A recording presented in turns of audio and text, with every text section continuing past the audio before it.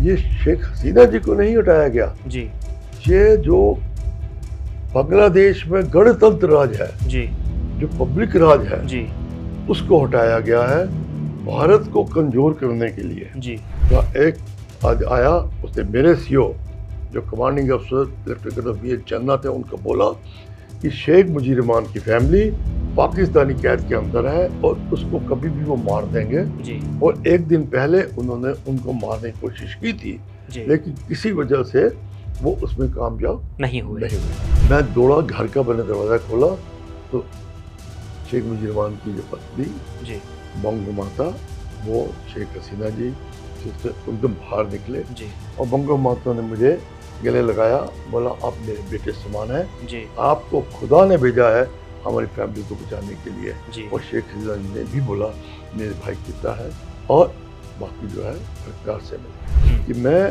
पहला इंसान हूँ कि जिन्होंने बांग्लादेश की आज़ादी का झंडा जी शेख मुजीब रहमान की घर के ऊपर लगाया, उनके परिवार को बचाया। बांग्लादेश में इस वक्त बवाल चल रहा है। शेख हसीना बांग्लादेश छोड़कर प्रधानमंत्री पद से इस्तीफा देकर भारत आ चुकी हैं, जिसके बाद अब बांग्लादेश में पॉलिटिकल क्राइसिस जो है लगातार बढ़ते जा रहा है, हालात खराब हो रहे हैं और बांग्लादेश में हिंदुओं के साथ भी लगातार अत्याचार की तस्वीरें आ रही हैं। और इसी बीच शेख हसीना का परिवार इस वक्त मुश्किल में है और हमारे साथ आज बात करने के लिए वीर चक्र विजेता AK तारा हैं, जिन्होंने करीब करीब जब वॉर हुआ था 1971 में शेख हसीना के परिवार को बचाया था। वो ऑपरेशन किया था, कैसे वो ऑपरेशन हुआ और कैसे AK तारा, कर्नल AK तारा ने वो तमाम चीज़ें की, वो आज बताएंगे। हमारे साथ मौजूद हैं कर्नल AK तारा, वीर चक्र विजेता हैं और उस ऑपरेशंस के बारे में हमें बताने जा रहे हैं। तो सबसे पहले सर बहुत बहुत स्वागत है आपका। हाँ, सबसे पहले मैं आपका धन्यवाद देता हूँ कि आपने मुझे बुलाया। जी तो खासकर कि जो बांग्लादेश में जो हरकत हुई है, जी तो मैं उस फैमिली का काफ़ी नज़दीक हूँ, जी तो मुझे भी बहुत दुख जी हुआ है। इससे पहले मैं आपको इस हालात में के बारे में बताऊं, जी मैं आपको बता देना चाहता हूं कि मैं बांग्लादेश की लिबरेशन वार जी में फरवरी मार्च 71 जी से ही इन्वॉल्व हूँ। और उसके अंदर मैंने जो रेफ्यूजी आए थे बांग्लादेश से, उनका कैंप लगाया था। जी उनके जो यंग लड़के लड़कियां और जो जाना चाहते थे, जी उनको मैंने आर्मी ट्रेनिंग दी थी, जी क्योंकि वो उस वक्त जो ईस्ट पाकिस्तान था उसके अंदर जाए और पाकिस्तान की जो पोस्ट है या के ऊपर फायर करें। जी और मैं भी एक बार उनके साथ सिविल ड्रेस के अंदर हथियार के साथ गया था जी और अम्बुश हुआ था, लेकिन उसके अंदर हमारा एक जेसी की डेथ हो गई थी जी। और हम जो है वहाँ से बच के आ गए थे। तो जब शेख हसीना का परिवार मुश्किल में था, उस वक्त आप कहाँ तैनात थे? आपको कैसे आदेश मिला और आपने कितने जल्दी इस ऑपरेशन में काम किया? देखिए, जब उनका परिवार मुश्किल में था तो भारतीय फौज जी जो बांग्लादेश में लड़ाई शुरू हो गई थी, जी उस टाइम भी जहाँ तक मैं जानता हूँ कि कोई ऐसा प्लान नहीं था कि हम बांग्लादेश को आज़ाद कराएं, जी लेकिन ये जो डालना था कि पाकिस्तान जो है बांग्लादेश की जो डिमांड्स हैं जी बांग्ला लैंग्वेज के ऊपर और दूसरी जो लैंग्वेज है उसको माने। बिल्कुल। लेकिन पाकिस्तान की फौज ने आके इतना अत्याचार किया कि वो जो उनकी डिमांड थी उसको बिल्कुल दबा दिया गया जी और उनके बहुत जुल्म गए उन्होंने किसी बड़ी उम्र की औरत, आदमी और जो औरत थी, बच्चे थे, उनके साथ बहुत ही जुल्म के और हर तरह का उनके ऊपर जुल्म किया गया। जी ये जब बातें हो रही थी तो ऐसे ही भारत फौज जो है फिर और जोर से आगे बढ़नी शुरू हो गई। जी मैं उस टाइम पर अगरतला में था और हमारी पलटन जो 14 गार्ड्स है उसको हुक्म मिला था कि आपने जब पाकिस्तान से हमला करेंगे प्लानिंग के मुताबिक।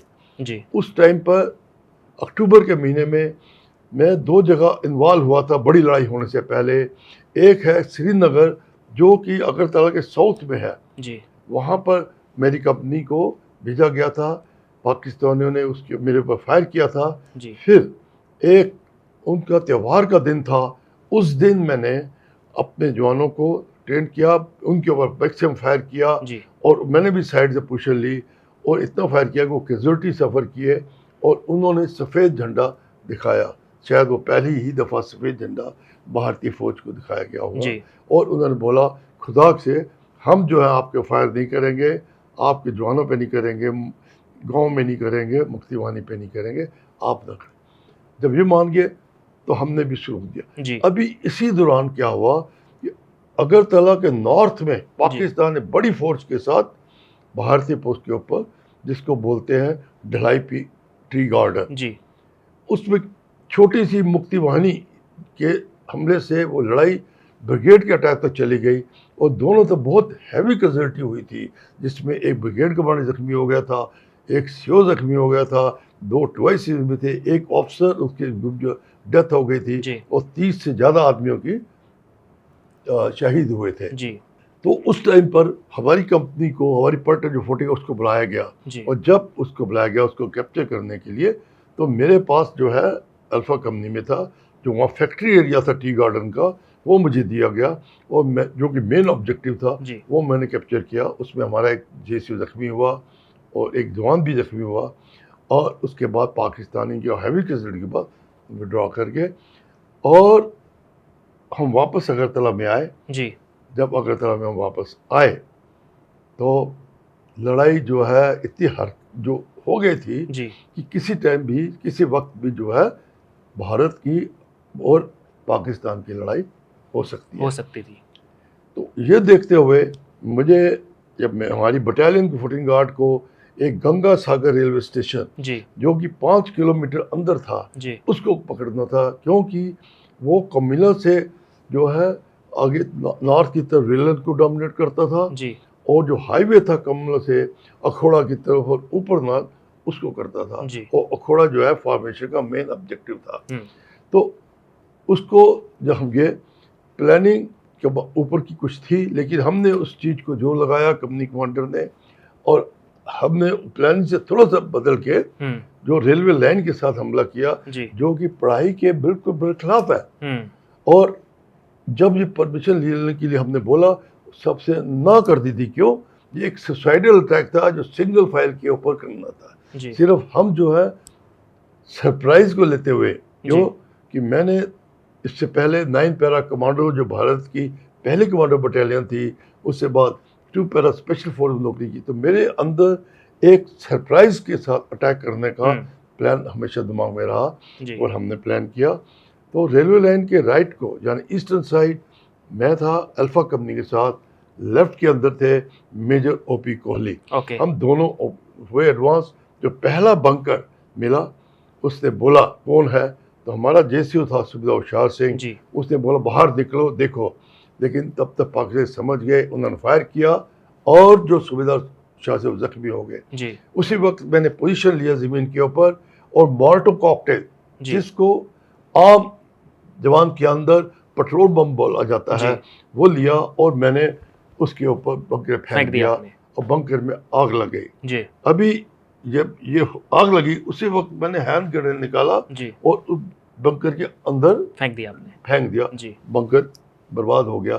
लेकिन अभी 2 जख्मी पाकिस्तानी MMG फायर कर रहे थे और वो फायर मेरे जवानों को हो रहा था, वो मेरे जवान जख्मी हो रहे थे। तो मैंने पोजीशन लेकर कराल करके उस MMG को बाहर निकाल लिया। बस हो गया। वो जो भागने लगे तो मेरे जवानों ने उनको गोली की। कर्नल साहब, आपकी उम्र क्या रही थी उस वक्त? मेरी जो ये उम्र थी बहुत 29 साल के नजदीक थी। 29 इयर्स में आपने इस और मेरी 1 साल पहले शादी हुई थी और शादी के 2 महीने के बाद ही मैं इस लड़ाई के अंदर इन्वॉल्व हो गया था। 2 महीने बाद ही? 2 महीने के बाद ही। क्यों? परिवार की चिंता उस वक्त नहीं हुई कि पीछे परिवार की चिंता नहीं थी, ना परिवार को पता था कि मैं लड़ाई के अंदर हूँ। और ये जब हुआ उधर से बाएं तरफ ऊपर से MMG फायर आया। ब्रेवो कंपनी जो कि ओपी कोहली के नीचे थी, उनको जो है लीड कर रहे थे लास्ट वर्ड इक्का, उन्होंने कराल किया और जख्मी हो गए। और कराल करते हुए पाकिस्तानी MMG के अंदर हैंड ग्रेनेड फेंका और जिससे MMG जो पाकिस्तान थे उसके अंदर उनकी डेथ हो गई। बिल्कुल। लेकिन पाकिस्तानियों ने अलबड़ी को देख लिया था, उन्होंने फायर किया और ये जख्मी हो गए और अलबड़ी का शहीद। तो इसके बाद कर्नल साहब आपको आदेश कब मिला कि शेख मुजीबुर रहमान का परिवार मुश्किल में है और आपको जाना है वहाँ हाँ, ढाका? जब हमने गंगा साहब पकड़ लिया जी जिसके अंदर अलबड़ी को पीवीसी और मुझे वीआरसी मिला और कोहली को सेना मेडल और 3 और सेना मेडल मिले थे। जी अभी एडवांस ढाका की तरफ शुरू हो गया, चारों तरफ से फौज एडवांस कर रही थी। जी रास्ते में हमने जो नदी है उसको पार लोकल बोट से पार किया, एक जी। टूंगी जगह थी वहाँ किया। ये अटैक करते करते जी जो भारतीय फौज जो दूसरी तरफ से मेघना रिवर को हेलीकॉप्टर से भी पार किया था। जब इतने नज़दीक बढ़ गए तो हमारी पार्टी जो 40 गार्ड थे उसको हुक्म मिला आप ढाका एयरपोर्ट को कैप्चर करें। जी और मैं लीडिंग कंपनी कमांडर था, सीनियर कंपनी कमांडर था, मुझे दिया गया। जी वहाँ पहुँचकर 40 गार्ड ने पोजीशन लिया, मूवमेंट की, मुझे बोला आप ढाका एयरपोर्ट पर अटैक करो। मैंने अपनी कंपनी के साथ ढाका एयरपोर्ट को कैप्चर किया जी और उसमें तब तक पाकिस्तान काफ़ी कम हो गए थे जी और 16 तारीख सवेरे पकड़ लिया हमने ढाका एयरपोर्ट जी और 16 तारीख शाम को 4 बजे उसके बाद पाकिस्तान फौज ने भारतीय फौज और बांग्लादेश फौज के उसने सरेंडर कर दिया। जी अभी 17 तारीख को वीआईपी आने शुरू हुए थे, मुझे बोला गया आप सिक्योर करो। जी मैं जब ढाका पोर्ट सिक्योर कर रहा था तो उस टाइम पर मुक्ति योद्धा जी का एक आया, उसने मेरे सीओ जो कमांडिंग अफसर लेफ्टिनेंट कर्नल वी एच चन्ना थे उनको बोला कि शेख मुजीब रहमान की फैमिली पाकिस्तानी कैद के अंदर है और उसको कभी भी वो मार देंगे। जी और एक दिन पहले उन्होंने उनको मारने की कोशिश की थी जी लेकिन किसी वजह से वो उसमें कामयाब नहीं नहीं हुए। जी तो मेरे सीओ ने मेरा नाम दिया अशोक, जी आप इधर आओ, और बताया उसने क्या बोला। लेकिन क्योंकि पाकिस्तानी फौज सरेंडर कर चुकी थी जी तो मेरे जो सीओ साहब थे उन्होंने भी सोचा कि अभी शायद इतना डेंजर या खतरा नहीं होगा जी। और मुझे भी ऐसा ही लगा। जी तो मैं सिर्फ 2 जवान साथ लिए और उस गाइड को जो मुक्ति योद्धा था जी उसको लेकर मैं रेस्क्यू के लिए आप निकल गए? अब मैं उनके लिए निकल गया जी उनको छुड़ाने के लिए।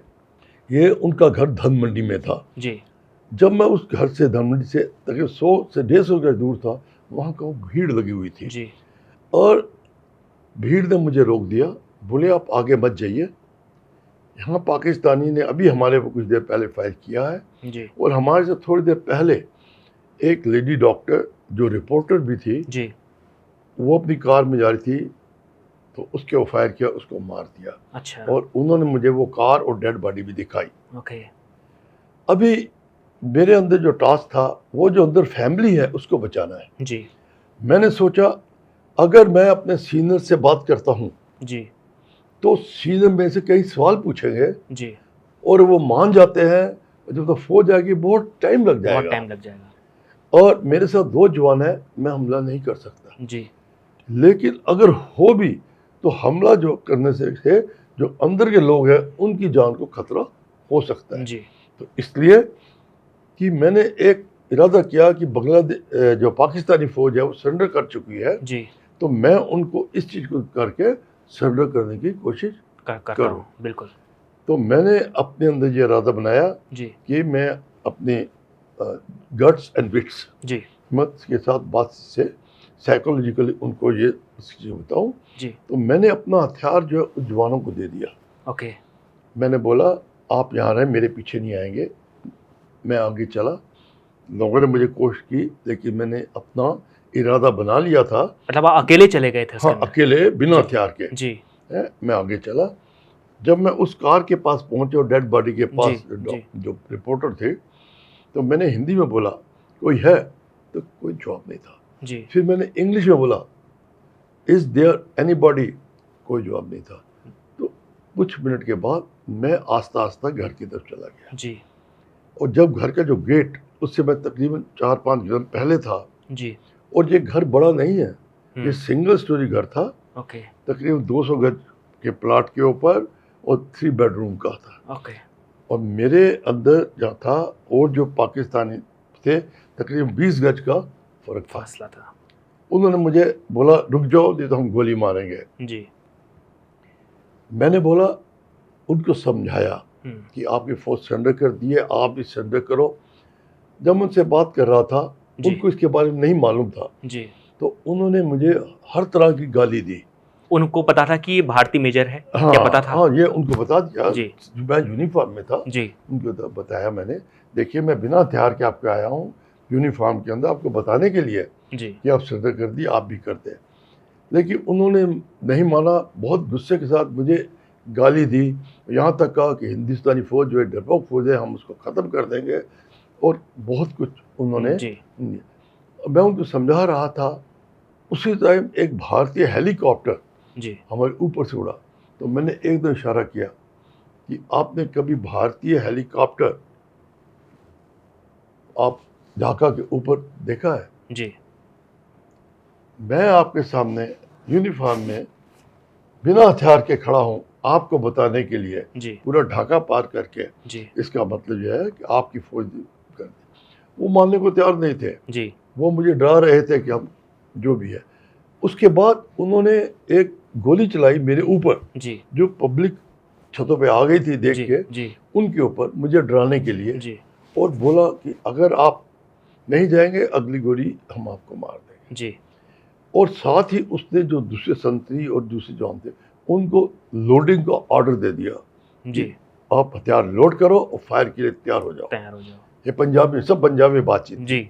मैं समझता था पंजाबी हूँ, तो मैंने बोला आप मुझे एक को मारोगे, लेकिन जो मुक्तिवानी और भारतीय फौज आएगी जी। वो अब सबको मार देगी, जी। और आपकी जो डेड बॉडी है उसका भी आपको पता नहीं लगेगा। जी। लेकिन उन्होंने बोला हम नहीं डरते, हम फौजी हैं और हम उनसे लड़ देंगे। वो बिल्कुल मानने को तैयार नहीं थे कि उनकी बिल्कुल फौज मानने ने को- सरेंडर कर दिया। बिल्कुल मानने को तैयार नहीं थे। लेकिन जब फिर उनको बताया कि आपकी सरेंडर नहीं करेंगे तो आप मुझे मार देंगे, लेकिन आपकी फैमिली जो पाकिस्तान में आपका इंतजार कर रही है जी। वो आपको कभी नहीं मिल सकती, और आपकी डेड बॉडी का क्या होगा वो आप सोच भी नहीं सकते। क्या उस वक्त बांग्लादेश अलग होने की घोषणा हो चुकी थी? हाँ, 16 दिसंबर को सरेंडर हो गया था। जी। ये तो 17 सवेरे की बात है। जी। तो मैंने उनको बताया, अभी मैंने घर का दरवाज़ा खोला जी। और अंदर गेट के आ गया। जी। अभी इस दौरान जो गेट पे सेंट्री था उसकी राइफल के आगे बैलेट लगा हुआ था, अच्छा, जी। उसने अपनी राइफल की बैलेट जो है मेरी बॉडी के ऊपर टच करा दी। जी। और उसने वो हाथ काम रहे थे, क्योंकि उसने शायद कभी भारतीय फौजी इतना नज़दीक से ना देखा हो। जी। लेकिन उसकी बैलेट और राइफल जो लोडेड थी, जी। तो बिना बोल्ड एक्शन, कोई बड़ा एक्शन नहीं किया मैंने, आस्ता से मैंने राइफल को दूर कर दिया कि कहीं हाथ गमते हुए गलती से उड़न दब जाए। लेकिन मैंने नज़र उस दुश्मन जो पाकिस्तानी कमांडर था उस पर रखी। अंदर से आवाज़ आई, जी। वो थोड़े हो गए थे नरम, जब उन्होंने ये सब देखा। जी। तो क्या हुआ कि उन्होंने बोला हम अपने कमांडरों से बात करेंगे। जी। तो अंदर से जो आवाज़ आई शेख मुजीबुर रहमान की, ये पत्नी की, जिसको बंगमाता बोलते हैं, शेख हसीना जी, उनकी सिस्टर ब्रदर, कि इन पे एतबार मत करो जी, ये बहुत जालिम है और ये कुछ भी कर सकते हो, कभी फायर कर सकते हैं और किसी को मार सकते हैं। जी। मैं चीज़ को समझता था, तो मैंने नज़र उसी पर थी पाकिस्तानी, हाथ से उनको सिर्फ इशारा किया कि ठीक है मैं समझता हूँ। मैंने उनको बोला कि आप अपने कमांडर से बात नहीं कर सकते क्योंकि टेलीफोन लाइन, उन दिनों टेलीफोन लाइनें होती थी, उसको काट दिया गया है जी। और जो कुछ और है वो लड़ाई में बर्बाद हो गई है जी। और आपके कमांडरों ने सरेंडर कर दिया है जी। वो आपसे कोई मुलाकात नहीं हो सकती। आप जितना डिले करेंगे, जितना अपना इसको दूर करेंगे, तो वही मैंने जैसे बोला, मुक्तिवानी भारतीय फौज आएगी, आपको मार देगी। आपके जो फैमिली, जी, थोड़ा सा उसको बढ़ा के मैंने बोला, आपके बच्चे, आपके माँ बाप और आपके जो जान हैं वो जो आपको नहीं मिल सकते। इतना ही नहीं, आपकी डेड बॉडी यहाँ होगी, वो आपकी डेड बॉडी को भी नहीं देख सकते। तो आप उनका सोचिए कि वो गया। जब मैं आपको बता रहा हूँ कि भारतीय फौज ने पाकिस्तान फौज के ऊपर जीत ले ली है और पाकिस्तान फौज जो है सरेंडर कर चुकी है जी। तो आप भी सरेंडर कर दो। वो चुप हो गए, सुन गए। ये चीज़ रिपीट की और ये तकरीबन 20 से 25 मिनट तक बातचीत चली। 25 मिनट तक आप वहाँ पे खड़े रहे? खड़े रहे, बिना वो हथियारों मुझे के? डराते रहे जी और फायर भी किया जी। और उनकी जो राइफल का जो बैनेट था वो मेरी बॉडी को टच कर रहा था 25 मिनट तक। तो फिर आखिर में मैं को और जोर लगाया, मैंने देखा ये नरम हो गया है, अभी ये कुछ मानने को तैयार रहेंगे। जी मैंने बोला मैं आपको दोबारा बोलता हूँ, एक फौजी ऑफिसर, भारतीय जी। ऑफिसर आपको प्रॉमिस करता है अगर आप सरेंडर कर देंगे तो मैं आपको हेडक्वार्टर पहुँचा जी इसको मैंने रिपीट किया। उसके बाद वो सरेंडर करने को तैयार हो गए, जी लेकिन मुझे मालूम था हथियार लोडेड है और दुश्मन का कुछ मालूम नहीं क्या कार्रवाई जी। करे। मैंने कहा आप हथियार वहीं छोड़ दीजिए और आप नीचे आ जाइए। जी वो इस बात को मान गए और नीचे आ गए। मैंने जवाना को बोला गाड़ी में इनको छोड़ो। कितने सैनिक और कितने ऑफिसर वो थे? 12 आदमी थे, 12 एक जेसीओ 12 था, पाकिस्तानी। हाँ, जूनियर कमीशन ऑफिसर, 12 उनके इंचार्ज जी थे। अभी मैं दौड़ा, घर का मैंने दरवाज़ा खोला तो शेख मुजीब रहमान की जो पत्नी जी बंगो माता, वो शेख हसीना जी सिस्टर एकदम बाहर निकले जी और बंगो माता ने मुझे गले लगाया, बोला आप मेरे बेटे समान हैं, जी आपको खुदा ने भेजा है हमारी फैमिली को बचाने के लिए। जी और शेख हसीना जी ने भी बोला मेरे भाई कितना है और बाकी जो है प्यार से मिले। जी जो इसमें एक चीज़ बताना चाहता हूँ जी कि उस वक्त जब है कब सब लोग आ गए तो एक मिस्टर खोखा जी जो कि शेख मुजीब रहमान कज़न है, जी उनकी एड भी आ चुके हैं और फ्रीडम फाइटर भी है। जी वो एक बांग्लादेश का नेशनल फ्लैग लेकर आए, उन्होंने शेख हसीना जी को दिया जी और शेख हसीना जी ने मुझे वो फ्लैग दिया। जी वो बोला ये फ्लैग आप हमारे घर के ऊपर लगाएंगे। जी मैं वो फ्लैग लेके गया, पाकिस्तानी फ्लैग मैंने नीचे फेंक दिया, जी बांग्लादेश का फ्लैग जो है उनके घर के ऊपर लगा लगाया। दिया। तो जहाँ तक मुझे बोला गया है जानता हूँ कि मैं पहला इंसान हूँ कि जिन्होंने बांग्लादेश की आज़ादी का झंडा जी शेख मुजीब रहमान के घर घर के ऊपर लगाया, उनके परिवार को बचाया। और इस माफिक जो है जो झंडा पाकिस्तान का गिराया था उसके और शेख बंगो माताओं ने और शेख ने पाँव रखा और बोले जय बांग्ला और सबने जय बांग्ला जी बोला। इस माफिक उनको मैंने रेस्क्यू किया था। जी अभी मुझे बोला गया आप यहाँ रहेंगे जब तक कि इनका सिक्योरिटी और दूसरा जी। अरेंजमेंट नहीं होता। मैं अभी उधर था। 3-4 दिन के बाद बंगो माता ने मुझे बुलाया जी और बोला कि आप मेरे बेटे आपने हमें बचाया है। जी तो उन्होंने मुझे एक wrist watch, T-shirt wrist watch दी, जी एक gift as a good wishes regards प्यार जी। के अंदर, क्योंकि मैंने फैमिली का मेंबर जी माना। जी अभी मेरी पार्टी 14 गार्ड को और बाकी दूसरी फौजों को हुक्म मिला कि आप ढाका से बाहर निकल जाइए, बांग्लादेश से बाहर, क्योंकि अभी जो आपकी कार्रवाई खत्म हो गई है। हाँ, लेकिन शेख मुजीब रहमान जो पाकिस्तान में थे जी उनको पता लगा कि मेजर अशोक तारा ने जी उनकी फैमिली को बचाया है और जी। वो उसको मिलना चाहते हैं। जी तो मुझे बोला कि आप नहीं जाएंगे, बाकी फौज जो है पूरी फौज, हाँ, पूरी आपकी बटालियन वापस आ गई, आप वहीं रहे? मैं वहीं रह गया, मेरी यूनिट और बाकी ट्रूप्स जो है जी चले गए।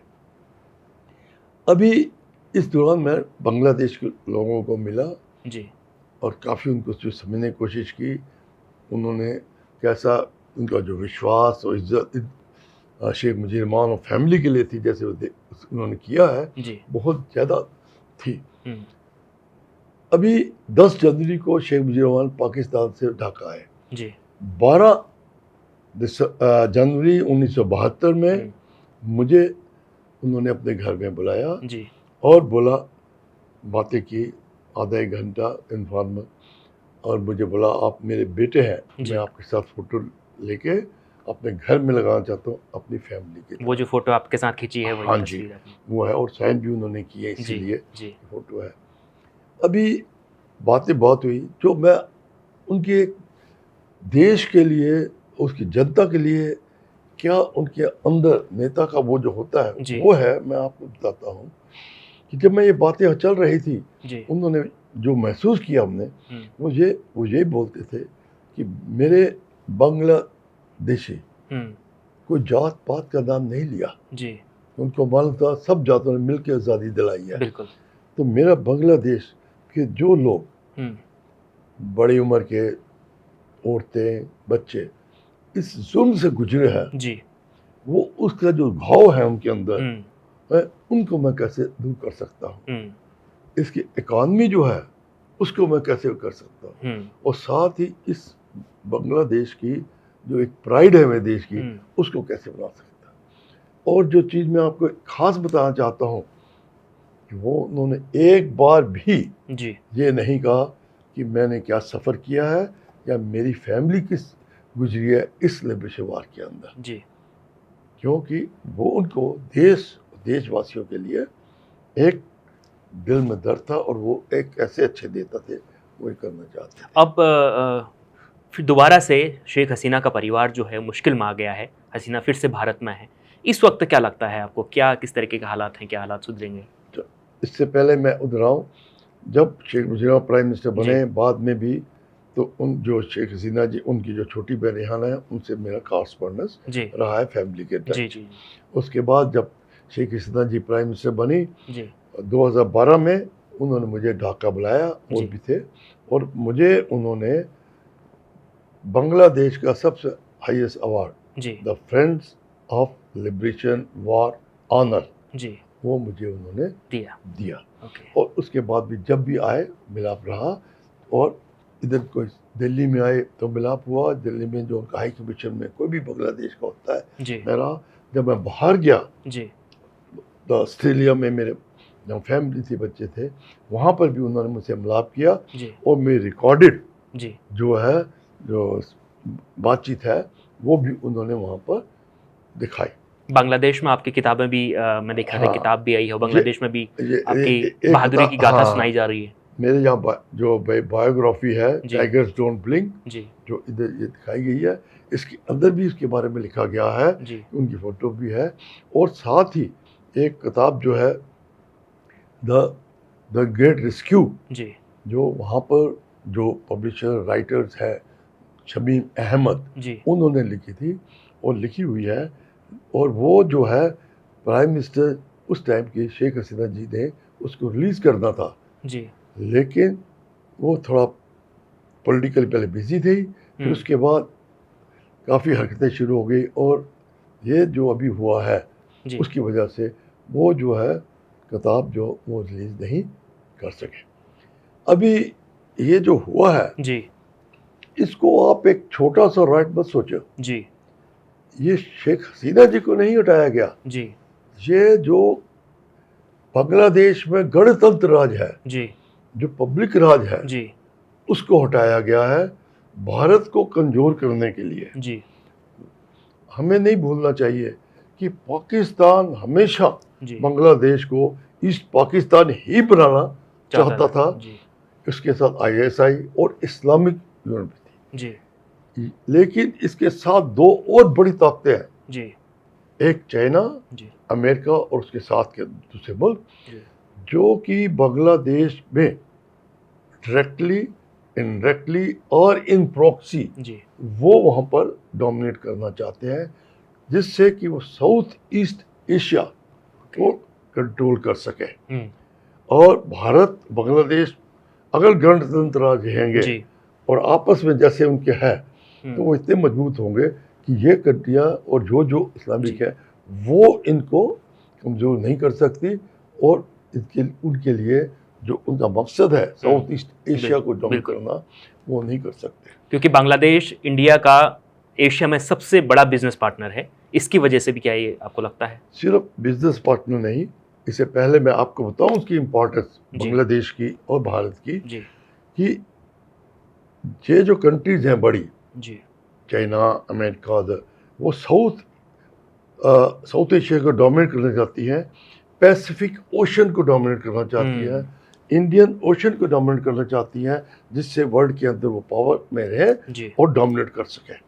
अभी अगर आप बांग्लादेश को देखो, बांग्लादेश अगर भारत के साथ रहता है तो सिर्फ इकोनॉमिकली नहीं पॉलिटिकली और मिलिट्री भी स्ट्रांग हो सकता है, जिससे कि वो कंट्री और जो चाहते हैं अपना उसमें डोमिनेशन करना उसमें ऊपर राज करना वो नहीं कर सकते। यही कॉलर है कि अगर आप बोलो बांग्लादेश के लोकल ने किया, नहीं, वो उनको आईएसआई और पाकिस्तान से सपोर्ट मिला, लेकिन वो तब भी नहीं कर सकते थे क्योंकि शेख हसीना का जो गणतंत्र बहुत राज था, उनको जो है चाइना, अमेरिका और दूसरी कंट्रियों के अंदर भी हो गए हैं, डायरेक्टली इनडायरेक्टली प्रॉक्सी। यही बात है कि जब अमेरिका ने जो आइलैंड है उधर एक दो, उनके ऊपर कंट्रोल करने के लिए शेख हसीना ने बोला, वो शेख हसीना ने मना कर दिया था, और वो काम जो उन्होंने भारत को दिया। इसी माफिक चाइना ने भी जब ये विजिट की थी इन्होंने, तो चाइना ने भी 2 प्रोजेक्ट बड़े शेख हसीना जी को बोला। शेख हसीना वो प्रोजेक्ट ना कर दी थी और एक दिन पहले आ गई थी, वो प्रोजेक्ट उन्होंने इंडिया को दिया। तो ये देखते हुए, और भारत जो है थोड़ा सा रशिया की तरफ है, जो कि इस तरफ साउथ एशिया में उसका इतना नहीं है, तो ये कंट्री जो है ये रहेंगी। लेकिन मैं आपको विश्वास के साथ बोलता हूँ कि जो जनता है, जो बांग्लादेशी है, वो शेख हसीना के साथ है, वो गणतंत्र जानते हैं। ये जो कंट्री है, आज एक दुश्मन मिल के एक दूसरे को गिरा है अपना इंटरेस्ट, लेकिन जल्दी ही आप देखेंगे कि चाइना, पाकिस्तान वो आपस में क्लैश करेंगे। जो मुस्लिम कम्युनिटी या इस्लामिक कंट्री है वो उनसे क्लैश करेगी। जैसे कि वर्ल्ड के अंदर लड़ाइयाँ हो रही हैं, अलग अलग पावर की अलग इंटरेस्ट है। ये बहुत जल्दी ही जो है इस बांग्लादेश के अंदर दोबारा ऐसा रिवोल्ट आएगा, ऐसी हालात आएगी पॉलिटिकल कि उनको वापस शेख हसीना जी को और गणतंत्र को लाना, डेमोक्रेसी को लाना होगा। अभी जब शेख हसीना भारत आई, उसके बाद क्या आपसे उन्होंने मुलाकात करने की कोशिश की? कोई फ़ोन में बातचीत हुई आपकी? जहाँ तक मुझे मालूम है, मैंने कोशिश नहीं की जान के, क्योंकि उनकी सिक्योरिटी भी है और जो अपना इंडिया है उसकी अपनी फ्यूचर प्लानिंग भी है, और एनी कम्युनिकेशन करने से हो सकता है जो अभी बांग्लादेश में जो उनके एजेंट्स हैं वो हों और प्रॉब्लम हो सकती है।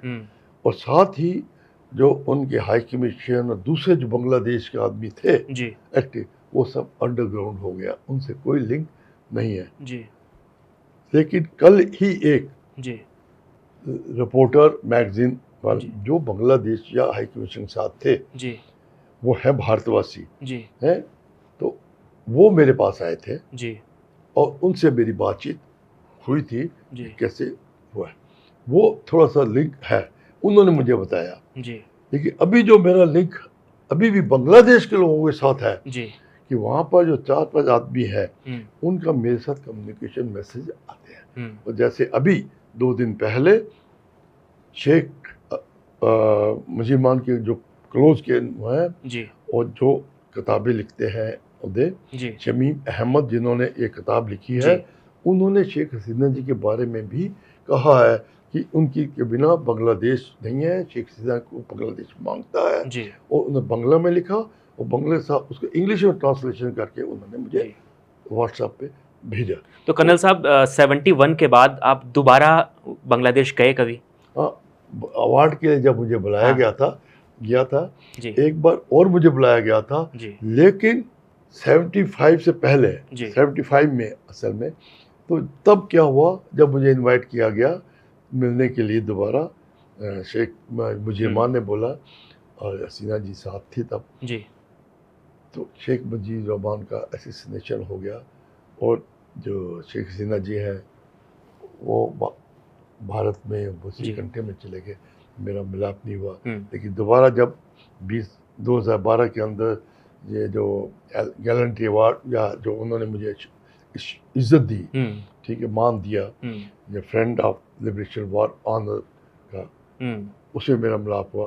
उसके बाद एक बार और, लेकिन मैं ढाका जान के नहीं गया क्योंकि वो प्राइम मिनिस्टर हैं, मुझे उनका वो स्टेटस इज्जत बना के रखनी है और कई पॉलिटिकल रीज़न भी होते हैं, तो उन सब से मैं दूर से, मेरा उनके साथ एक फैमिली का रिश्ता है, पॉलिटिकल रिश्ता नहीं है, तो मैं इसलिए उस नहीं आया।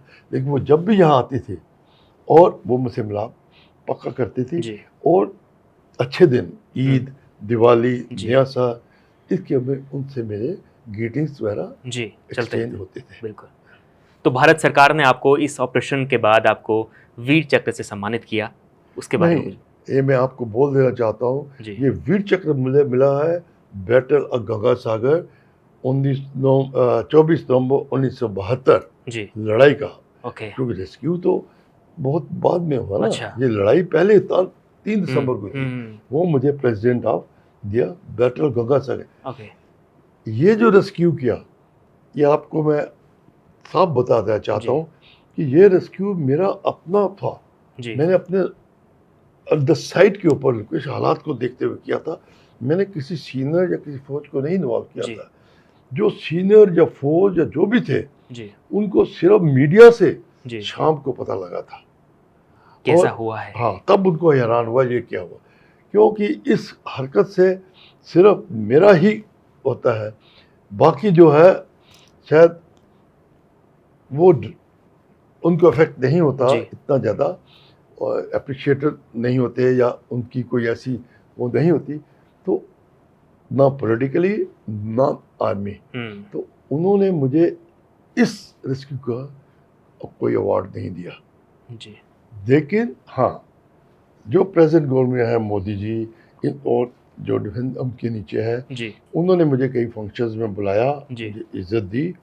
और एक बार जो शेख हसीना जी आई थी, मोदी जी साथ थे जी। और उन्होंने बल्कि पब्लिक में जो है जब आर्मी काफ़ी लोग आए थे जी। तो उन्होंने मेरे बारे में बात की थी। हम्म। लेकिन जब अवार्ड की बात आई तो जो मैंने जो भी जी। थे उन्होंने इस चीज़ को कह के टरका दिया कि ये पुराना केस है, जी। हम नहीं करेंगे। जी। जबकि अगर आप मुझे इजाज़त दें, जो फिल्म एक्टर हैं आप उनको दे देते हैं, जी। आप जो कोई और दूसरे हैं उनको दे देते हैं। जी। उन्होंने देश के लिए, जनता के लिए क्या किया? मकसद ये है कि जो भी है जी। जब तक उसकी कार्रवाई से किसी को नहीं मिलता। उस वक्त में कर्नल साहब आप मेजर थे और एक 30 साल का मेजर बिना हथियारों के खड़ा था पाकिस्तानी सैनिकों के आगे, अपने दिमाग का इस्तेमाल कर रहा था, अपने सेंस का इस्तेमाल करके। राइफल लगी थी आप बता रहे हैं। तो उसके बाद जब आपने ये चीज़ अपने परिवार को बताई वापस आके, तो परिवार का क्या रिएक्शन था? अभी ये बहुत ही अजीब चीज़ है, जी। मैंने शायद आपको बताया नहीं। जिस दिन मैंने उनको रिलीज़ कराया जी। तब, और मेरी फैमिली दिल्ली में थी, जी। शाम को हमारे एक पड़ोसी प्रोफेसर दोस्त थे, जी। वो मेरे घर में आए और उन्होंने मेरे पेरेंट्स को, मेरी वाइफ भी वहीं थी, जी। 6 महीने का बच्चा था, जी। और बताया आप टीवी देखिए, अशोक के बारे में है। जी।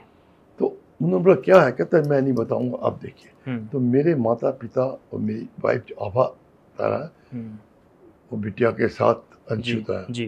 के साथ जब टीवी देखने गए, उनको पीछे कहा कि आप हट जाओ, मेरी वाइफ को। देखिए जो देखा तो वो टीवी जब खुला था उस टाइम पर उन्होंने देखा कि मैं उनको रेस्क्यू करा रहा हूँ और जो बांगो माता है मुझे गले लगा रही है।